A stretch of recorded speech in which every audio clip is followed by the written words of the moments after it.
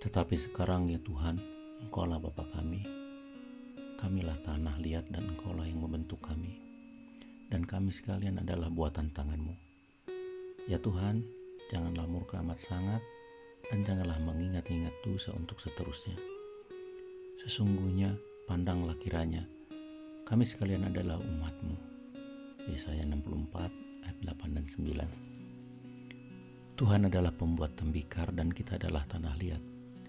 Itulah gambaran Alkitab yang umum dan menghibur kita tentang hubungan Allah dan kita manusia. Tuhan menciptakan kita dan tangannya membentuk hidup kita sama seperti seorang tukang periuk membentuk tanah liat menjadi benda-benda yang berguna. Kita menganggap tanah liat itu lunak dan lentur, mudah dibentuk menjadi bejana yang bermanfaat. Bentuknya tidak selalu menyenangkan tanah liat itu sendiri.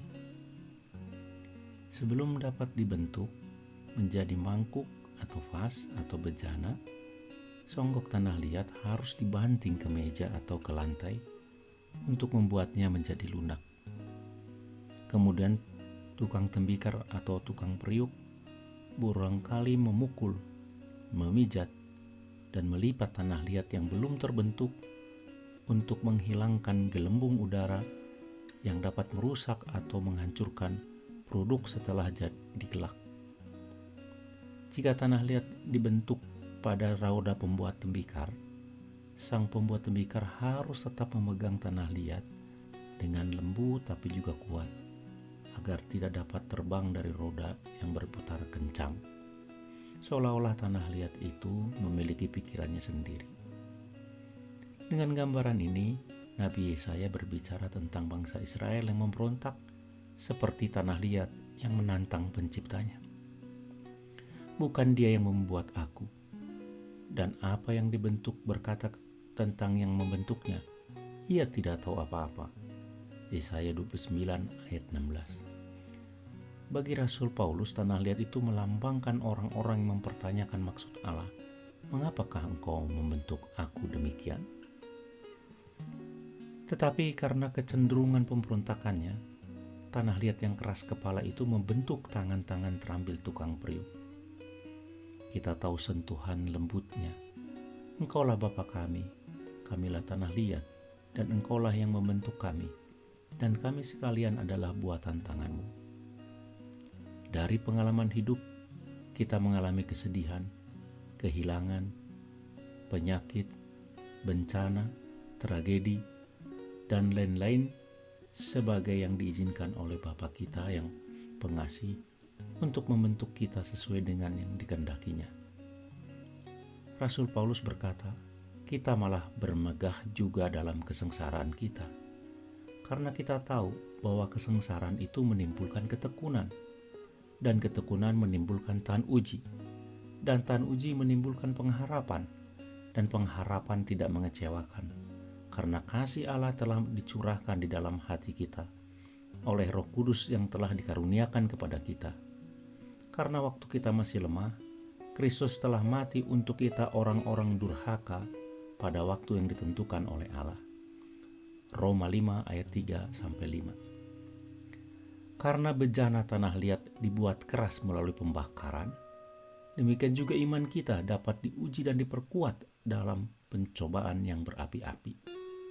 Seperti tanah liat yang menjadi keras dalam api, kita tahu apa yang harus dihancurkan dan dibentuk oleh kesedihan yang kita alami, yaitu untuk bertobat dan menerima pengampunan.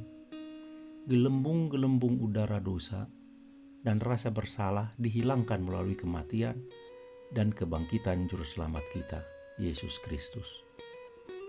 Melalui cobaan dan penderitaan yang kita alami saat ini, Bapa Surgawi kita memegang kita dengan aman dalam cengkramannya yang lembut. Kita dibentuk bukan dengan cara yang sia-sia atau acak, tetapi sesuai dengan kehendak Allah yang Maha Kasih.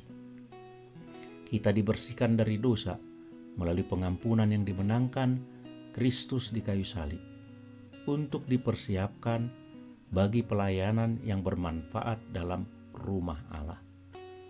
Dalam rumah yang besar, bukan hanya terdapat perabot dari emas dan perak, melainkan juga dari kayu dan tanah.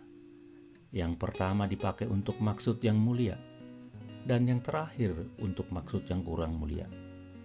Jika seorang menyucikan dirinya dari hal-hal yang jahat, ia akan menjadi perabot rumah untuk maksud yang mulia.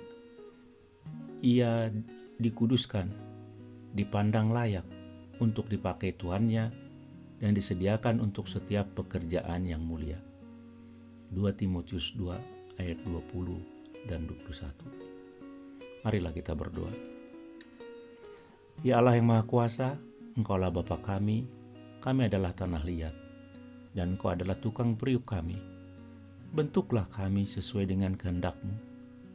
Ketika kami berbalik dari firman-Mu dan kehendak-Mu, serta memberontak melawan-Mu, tuntunlah kami dengan Roh-Mu yang kudus, agar kami bertobat.